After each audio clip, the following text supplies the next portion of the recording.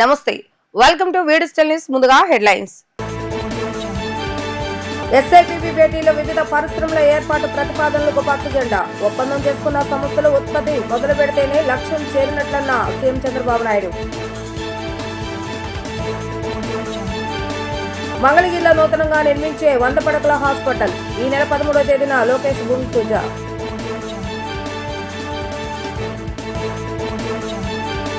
రాజధాని నిర్మాణానికి కేంద్ర ప్రభుత్వ నిధులు మంజూరు. హర్షం వ్యక్తం చేస్తున్న బీజేపీ రాష్ట్ర అధ్యక్షురాలు పురంధేశ్వరి.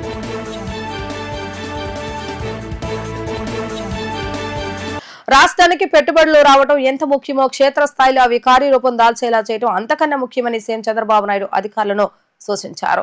అనుకున్న సమయానికి ఆయా సంస్థల ఉత్పత్తి ప్రారంభించేలా చూడాలని ఆదేశించారు. ఆయా ప్రాజెక్టుల పురోగతిని ఎప్పటికప్పుడు పర్యవేక్షించాలని అన్నారు. ఏ సంస్థ ఎవరెవరికి ఎన్ని ఉద్యోగాలు కల్పించిందో పోర్టల్ రూపొందించాలని స్పష్టం చేశారు. రాష్ట్రానికి పెట్టుబడులు రావడం ఎంత ముఖ్యమో క్షేత్రస్థాయిలో అవి కార్యరూపం దాల్చేలా చేయడం అంతకన్నా ముఖ్యమని సీఎం చంద్రబాబు నాయుడు అధికారులకు సూచించారు. సచివాలయంలో సీఎం అధ్యక్షతన సమావేశమైన రాష్ట్ర పెట్టుబడుల ప్రోత్సాహక బోర్డు వివిధ సంస్థల ప్రతిపాదనలకు ఆమోదం తెలిపింది. రాష్ట్రానికి మరో 31,617 కోట్ల పెట్టుబడులు రానున్నాయని, తద్వారా 32,633 మందికి ఉపాధి లభించనుందని సీఎం తెలిపారు. ఒప్పందం చేసుకున్న పరిశ్రమలు ఉత్పత్తి మొదలు పెడితేనే లక్ష్యాన్ని చేరుకున్నట్లని స్పష్టం చేశారు. పెట్టుబడుల సాధన ఫలితాల క్షేత్రస్థాయిలో కనిపించాలని సూచనలు జారీ చేశారు. ఉద్యోగాలు పొందిన వారి వివరాలతో పోర్టల్ ఏర్పాటు చేయవలసిందిగా సూచించారు. ఆహార శుద్ధి, ఐటీ, ఇంధనం, ఐఎండ్సీ రంగాల్లో 16 సంస్థలు పరిశ్రమలు ఏర్పాటు చేయనున్నాయి. వాటి పెట్టుబడుల ప్రతిపాదనలు ఎస్ఐపిబి ఆమోదం తెలిపింది. విశాఖలో 1370 కోట్లతో టీసీఎస్ కేంద్రం ఏర్పాటు చేయనుండగా 12,000 మందికి ఉద్యోగాలు లభించనున్నాయి. 4,200 కోట్లతో ప్రీమియర్ ఎనర్జీ, 2,063 కోట్లతో మహామాయ ఇండస్ట్రీస్ పెట్టుబడుల ప్రతిపాదనలకు బోర్డు ఆమోద ముద్ర వేసింది. అనుకున్న సమయానికి ఆయా సంస్థల ఉత్పత్తి ప్రారంభించేలా చూడాలని ఆదేశించారు. ఆయా ప్రాజెక్టుల పురోగతిని ఎప్పటికప్పుడు పర్యవేక్షించాలని అన్నారు. ఏ సంస్థ ఎవరెవరికి ఎన్ని ఉద్యోగాలు కల్పించిందో పోర్టల్ రూపొందించాలని స్పష్టం చేశారు. గుంటూరు జిల్లా మంగళగిరిలో నూతనంగా నిర్మించే 100 పడకల హాస్పిటల్ కి ఈ నెల 13వ తేదీన మంత్రి నారా లోకేష్ భూమి పూజ చేయనున్నారు. ఈ సందర్భంగా హాస్పిటల్ నమూనాలను ప్రభుత్వం విడుదల చేస్తుంది. మంగళగిరి జాతీయ రహదారి పక్కన సుమారు 10 ఎకరాల ప్రాంతంలో దీనిని నిర్మించనున్నారు. శంకుస్థాపన చేసిన ఏడాదిలోపే హాస్పిటల్ ని పూర్తి చేయాలన్న లక్ష్యంతో సర్కారు ఉంది. సరిగ్గా 40 సంవత్సరాల క్రితం ఇదే నెల 1986లో అప్పటి ముఖ్యమంత్రి ఎన్టీఆర్ 30 పడకల హాస్పిటల్ కి భూమి పూజ చేశారు. మళ్లీ ఆయన మనవడు నారా లోకేష్ నూతన హాస్పిటల్ నిర్మాణానికి ఇదే నెలలో శంకుస్థాపన చేయడం చరిత్రలో నిలిచిపోతుందని మంగళగిరి వాసులు సంతోషం వ్యక్తం చేస్తున్నారు. అమరావతి రాజధాని నిర్మాణానికి కేంద్ర ప్రభుత్వం నిధులు మంజూరు చేయడంపై బీజేపీ రాష్ట్ర అధ్యక్షురాలు దగ్గుపాటి పురంధేశ్వరి హర్షం వ్యక్తం చేశారు. కూటమి ప్రభుత్వం ఎన్నికలు ఇచ్చిన హామీ నిలబెట్టుకుందని అన్నారు. డిపిఆర్సీ కాలంలో రాకపోయినా ఈ అంశానికి కేంద్రం కట్టుబడి ఉందని ఆమె తెలిపారు. ఈ సందర్భంగా ఏర్పాటు చేసిన విలేకరుల సమావేశంలో ఎంపీ బీజేపీ రాష్ట్ర అధ్యక్షులు పురంధేశ్వరి మాట్లాడుతూ గతంలో కేంద్ర ప్రభుత్వం 2,500 కోట్ల రూపాయలు అమరావతి పరిసర ప్రాంతాల అభివృద్ధికి, ఔటర్ రింగ్ రోడ్డుకు 20,000 కోట్ల రూపాయలను మంజూరు చేస్తుందని గుర్తు చేశారు. 2024 సార్వత్రిక ఎన్నికల్లో కేంద్ర ప్రభుత్వం బీజేపీ హామీ ఇచ్చిన ప్రకారం వరల్డ్ బ్యాంక్ ద్వారా 15,000 కోట్లు, హడ్కో ద్వారా 11,000 కోట్ల రూపాయలు అందజేశారు. కేంద్ర ప్రభుత్వ నిధులను రాష్ట్ర ప్రభుత్వం సద్వినియోగం చేసుకోవాలని ఆమె ఆకాంక్షించడం జరిగింది. అమరావతి ఏదైతే ఆంధ్రప్రదేశ్ రాజధానిగా ఉందో అటువంటి అమరావతి నిర్మాణానికి 4,285 కోట్ల రూపాయలని కేంద్ర ప్రభుత్వం మంజూరు చేయడం జరిగింది. అదేవిధంగా నిన్న జరిగినటువంటి మంత్రివర్గ కేబినెట్ మీటింగ్లో తీసుకున్నటువంటి నిర్ణయం తిరుపతి మరియు కాట్పాడి మధ్యన, అంటే చెన్నైలో ఉన్నటువంటి కాట్పాడి మధ్యన రైలు మార్గం ఏదైతే ఉందో దానికి 1,332 కోట్ల రూపాయలని కేంద్ర ప్రభుత్వం మంజూరు చేయడం జరిగింది.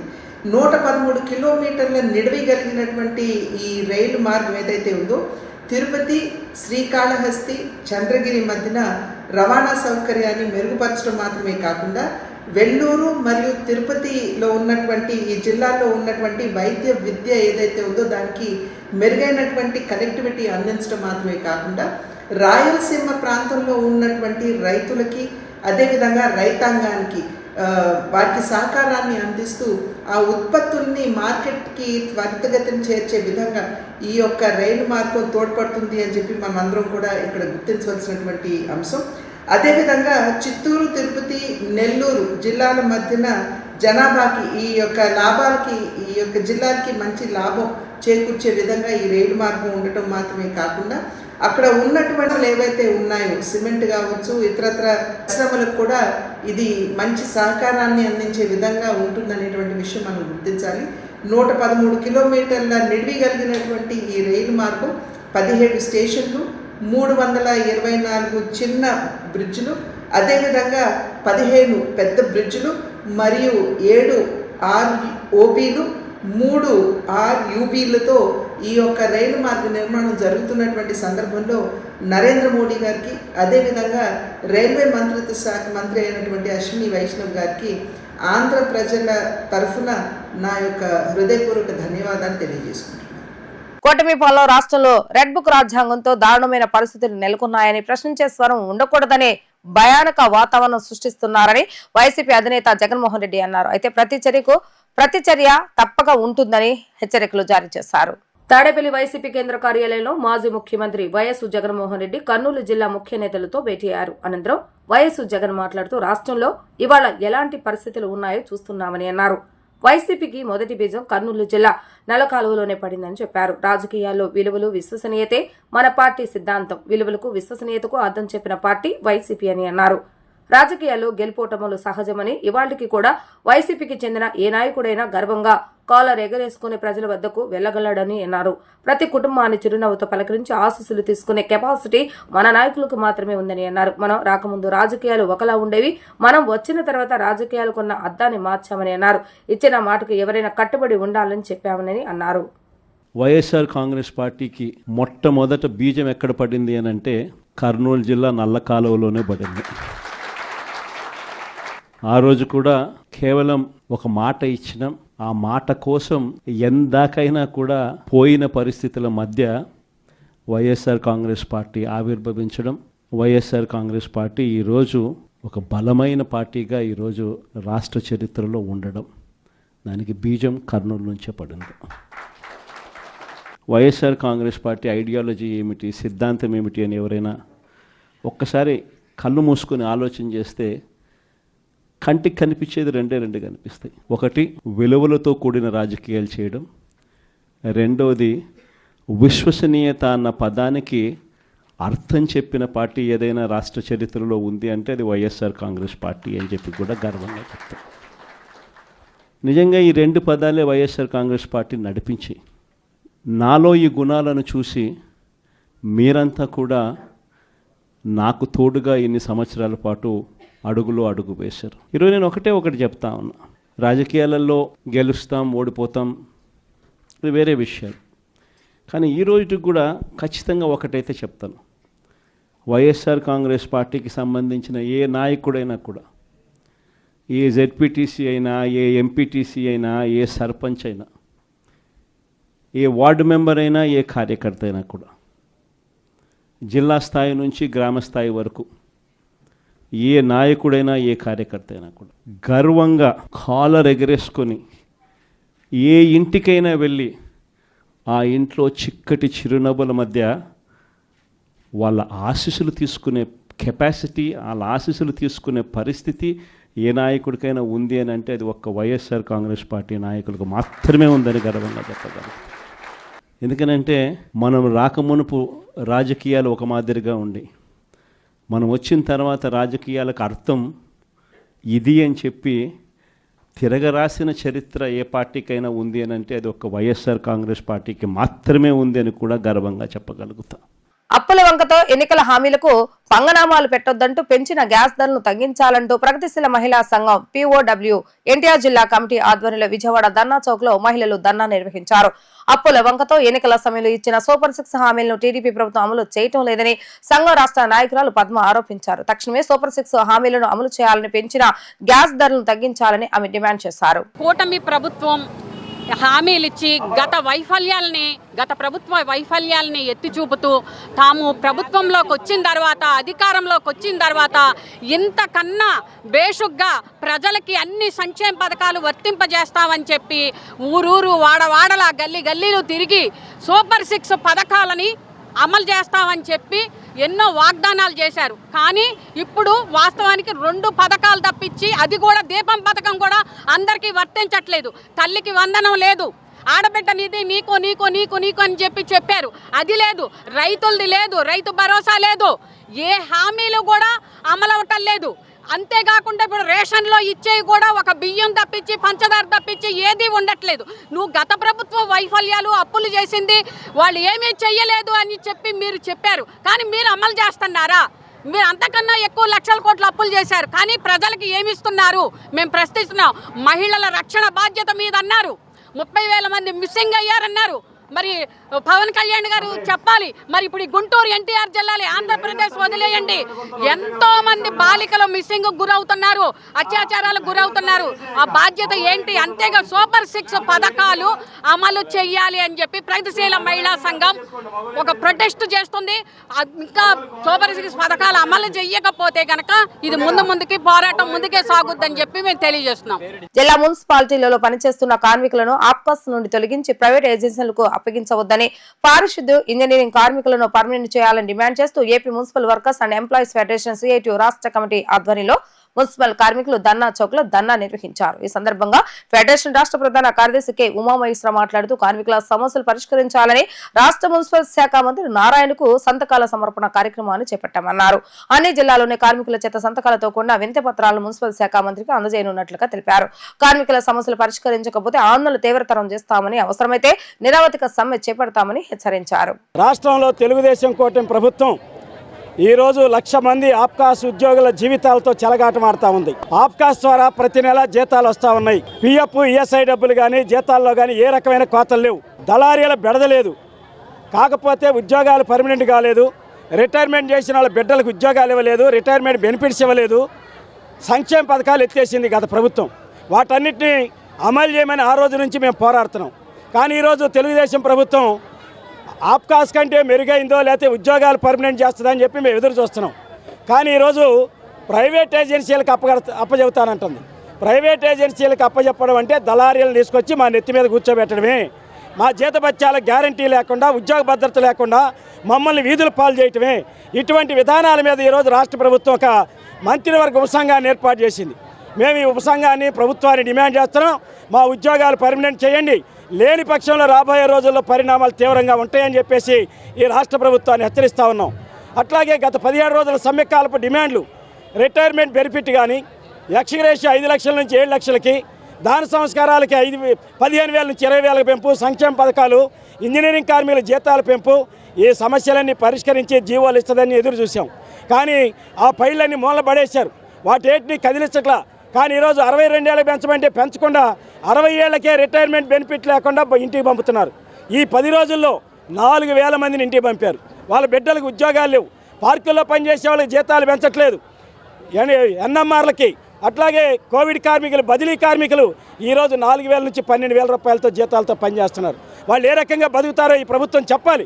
అందుకనే ఈ డిమాండ్ల పరిష్కారం కోసం మంత్రి గారికి సంతకాలు సమర్పించేదానికి రాష్ట్ర వ్యాప్తంగా సంతకాలు సేకరించాం. మంత్రి గారు టైం ఇస్తా అన్నారు, టైం కోసం చూస్తున్నాం. మంత్రి గారు ఎప్పుడు టైం ఇస్తే అప్పుడు మంత్రి గారికి ప్రతినిధి వర్గం వెళ్ళి అందిస్తాం. సమస్యలు పరిష్కరించమని కోరుతాం. సానుకూలంగా సమస్యలు పరిష్కరించకపోతే రాబోయే 2 నెలల తర్వాత కలిసి వచ్చే సంఘాలు కలుపుకొని రాష్ట్ర వ్యాప్తంగా నిరవధిక సమ్మెకి వెళ్ళడానికి కూడా మేము సిద్ధంగా ఉన్నామని ఈ ప్రభుత్వాన్ని హెచ్చరిస్తా ఉన్నాం. ఏజెన్సీ ప్రాంతాన్ని కార్పొరేటర్లకు అప్పగించి కుట్ర చేస్తున్న కూటమి ప్రభుత్వ విధానాలను వ్యతిరేకించాలని సిపిఎం రాష్ట్ర కార్యదర్శి వి శ్రీనివాసరావు పిలుపునిచ్చారు. గిరిజనుల హక్కులను హరించే విధంగా పథకం ప్రకారం ప్రభుత్వం చర్యలు చేపట్టిందని మండిపడ్డారు. స్పీకర్ గా ఉన్న అయ్యన్న పాత్రుడు 1/70 చట్టాన్ని సవరించాలని పిలుపునిచ్చారని, దీని వ్యతిరేకంగా ఏజెన్సీ ప్రాంతంలో 2 రోజులు బంద్ చేశారని తెలిపారు. తర్వాత వారు సవరణను వెనక్కి తీసుకున్నారని తెలిపారు. సుంగాలు విధిస్తూ దేశాన్ని అసభ్యకర పదజాలంతో దూషించిన అమెరికా అధ్యక్షుడు డొనాల్డ్ ట్రంప్ కు వ్యతిరేకంగా మోడీ ప్రభుత్వం పెదవి విప్పలేదని మండిపడ్డారు. అంతర్జాతీయంగా క్రూడ్ ఆయిల్ తగ్గితే పెట్రోల్ గ్యాస్ ధరలు పెంచడం సవాలుపై పేలాలు ఏరుకున్నట్లుగా ఉందని ఎద్దేవా చేశారు. 13న జరిగే మత సామరస్య శంఖారావం జాతీయ సదస్సుకు సిపిఎం మద్దతు ప్రకటిస్తుందని ఆయన తెలిపారు. మన స్పీకర్గా ఉన్నటువంటి అయ్యన్న పాత్రుడు 3 నెలల క్రితం ఏజెన్సీ 170 చట్టాన్ని సవరించాలని ముందు ప్రతిపాదించాడు. దానికి వ్యతిరేకంగా 2 రోజులు బంద్ జరిగింది. పిలిపించారు. చంద్రబాబు నాయుడు క్లారిఫికేషన్ ఇచ్చిన తర్వాత ఒక అడుగు వెనక్కి తగ్గి వాళ్ళు 2వ రోజు బంద్ను ఉపసంహరించుకున్నారు. ఆ తర్వాత తెలుగుదేశం ఎమ్మెల్యే చేత అసెంబ్లీలో నాన్ ట్రైబల్ ఉద్యోగాల పేరుతోటి వాళ్ళకి నాన్ ట్రైబల్కి ఇళ్ల స్థలాలు కేటాయిస్తామని చెప్పిన పేరుతోటి ఒక ప్రకటన చేయించారు. అంటే భూమి మీద గిరిజనులకు ఉండేటువంటి హక్కుని ఒక్కొక్క అడుగు వెనక్కి లాగేదానికి ఒక పథకం ప్రకారం జరుగుతున్నది.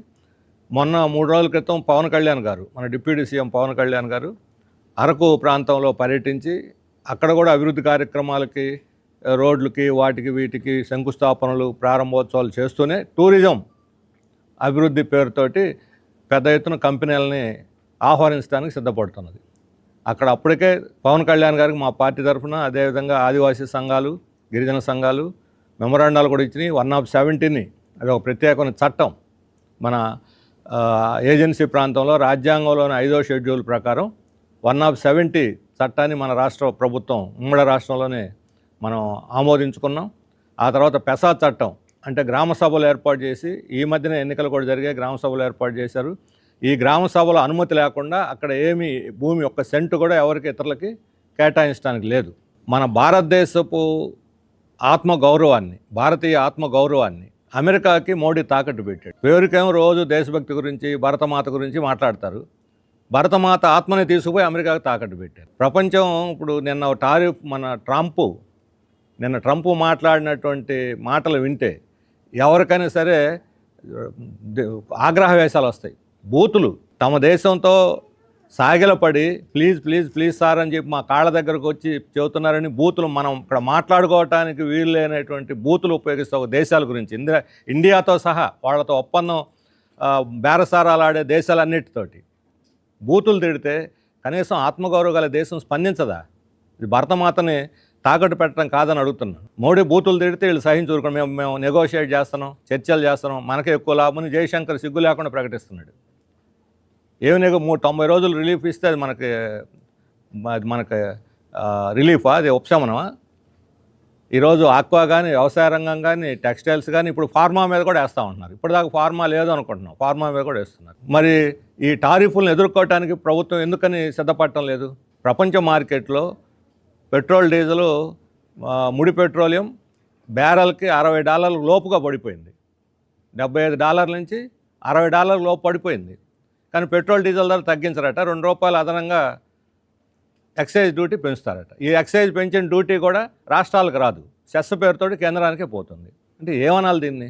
ప్రజల మీద భారం 38,000 కోట్ల రూపాయలని ఈ సెస్ వేసి అదనంగా ప్రభుత్వం పన్ను రాబట్టుకుంటుంది. ఇది శవాల మీద పేలాలు ఏరుకోవటం అంటారు. అంతర్జాతీయంగా రేటు తగ్గితే తగ్గిన రేట్లను వినియోగదారులకు పాస్ ఆన్ చేయాల్సింది పోయి ప్రభుత్వం పన్ను పెంచి ఖజానాలు వేసుకోవటం, దీన్ని ఏమనాలి? ఇది పేదల కోసం తెలుగుదేశం ప్రభుత్వం చేపట్టిన ₹5 కడుపు నిండా భోజనం నింపే అన్నా క్యాంటీన్ల వంటి మంచి కార్యక్రమాలు చేపట్టామని ఎమ్మెల్యే బొండా ఉమా అన్నారు. స్ఫూర్తి ప్రదాత, రాజ్యాంగ నిర్మాత, భారతరత్న డాక్టర్ బాబాసాహెబ్ అంబేద్కర్ ఆశయ సాధనే లక్ష్యంగా పనిచేస్తామని వారి సందర్భంగా తెలియజేశారు.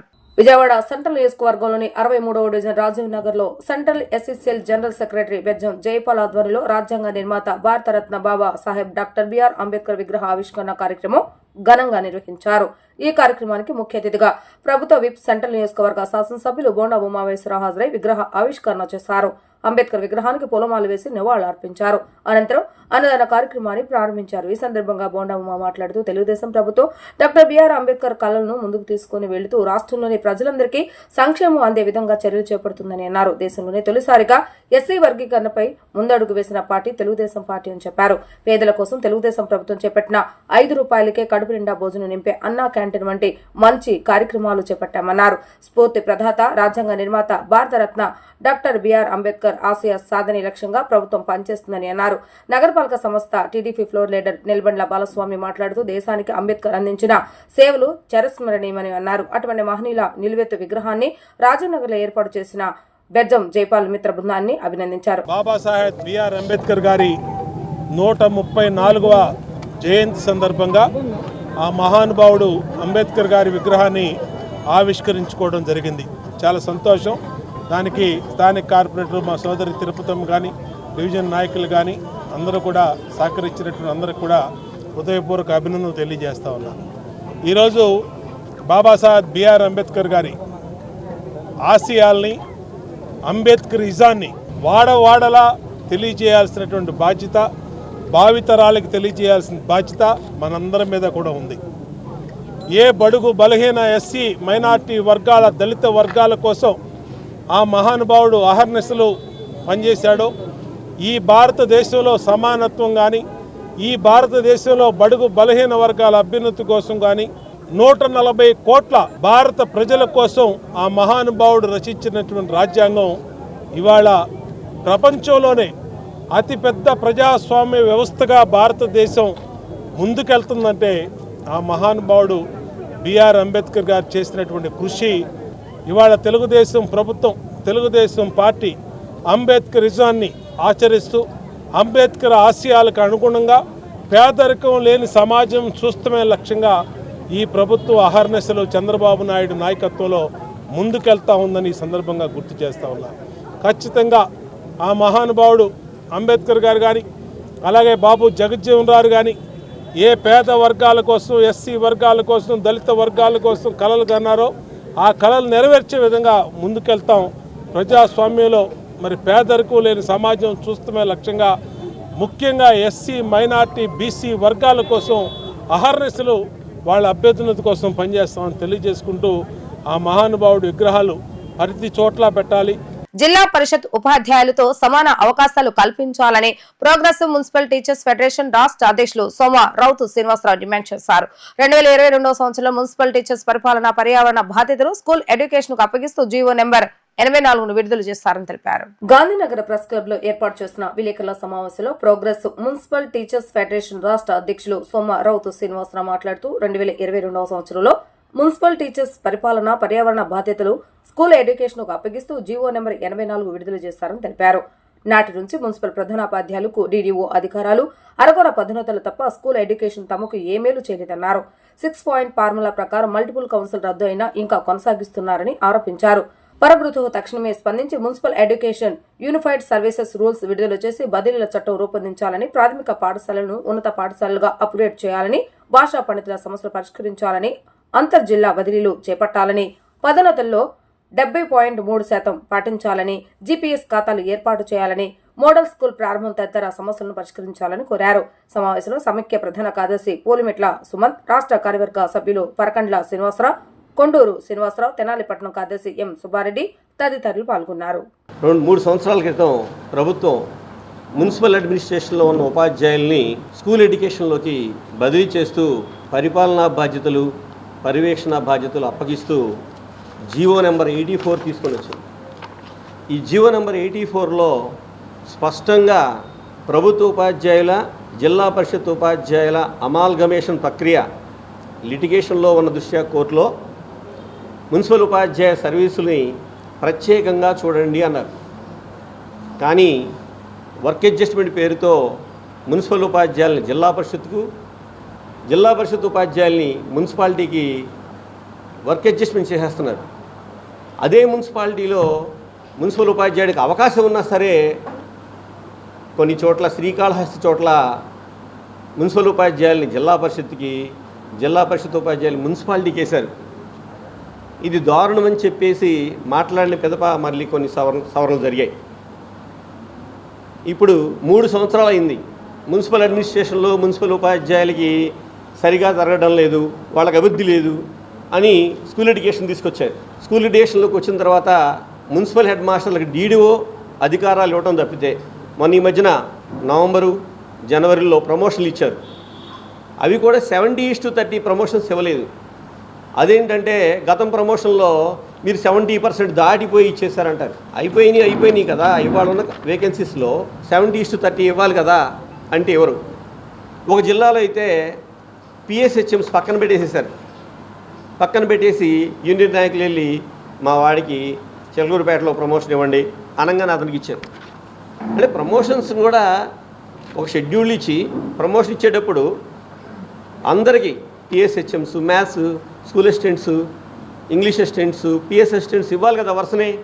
అలా కాకుండా కొన్ని ఆపటం, కొన్ని ఆపితే వెళ్ళి అడగడం, యూనియన్లు అడగడం, ఒక వ్యక్తిని తీసుకుని ఆ వ్యక్తికి ప్రమోషన్ ఇవ్వడం అనేది ఎంతవరకు న్యాయం ఆలోచించండి. 200 మంది స్కూల్ అసిస్టెంట్ పోస్టులు కావాలి. ఈ 200 పోస్టులు అప్గ్రేడ్ చేయరు, మేలో ట్రాన్స్ఫర్లు అంటారు. ఇది ఏప్రిల్. ఆ పోస్టులు క్రియేట్ చేయకుండా ఇక్కడ ఉన్నటువంటి ఖాళీలని ఏం చేయబోతున్నారు? జిల్లా పరిషత్ నుంచి సర్ప్లస్ ఉన్న టీచర్ని తీసుకొచ్చి చేసేస్తారా? ఆ విధంగా చేసినప్పుడు విజయవాడ మున్సిపల్ కార్పొరేషన్లో పనిచేసే ఉపాధ్యాయుల యొక్క ప్రమోషన్ హక్కు ఏమవుతుంది? ఇదంతా దారుణంగా జరుగుతుంది. కాబట్టి ఇవాళ మేము ఈ ప్రజాప్రభుత్వం మీద వ్యతిరేకంగా మాట్లాడాల్సి వస్తుంది. వార్తలు ముగించే ముందు హెడ్లైన్స్ మరొకసారి. ఎస్ఐపిబి భేటీలో వివిధ పరిశ్రమల ఏర్పాటు ప్రతిపాదనలకు పచ్చజెండా. ఒప్పందం చేసుకున్న సంస్థలు ఉత్పత్తి మొదలు పెడితేనే లక్ష్యం చేరినట్లన్న సీఎం చంద్రబాబు నాయుడు. మంగళగిరిలో నూతనంగా నిర్మించే 100 పడకల హాస్పిటల్. ఈ నెల 13వ తేదీన లోకేష్ భూమి పూజ.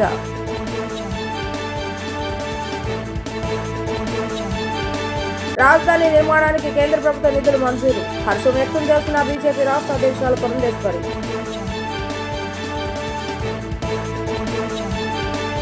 ఇవి రోజు వార్తా విశేషాలు. మళ్ళా తిరిగి ప్రసారమైన వార్తల్లో మళ్ళీ కలుద్దాం. అంతవరకు సెలవు. నమస్కారం.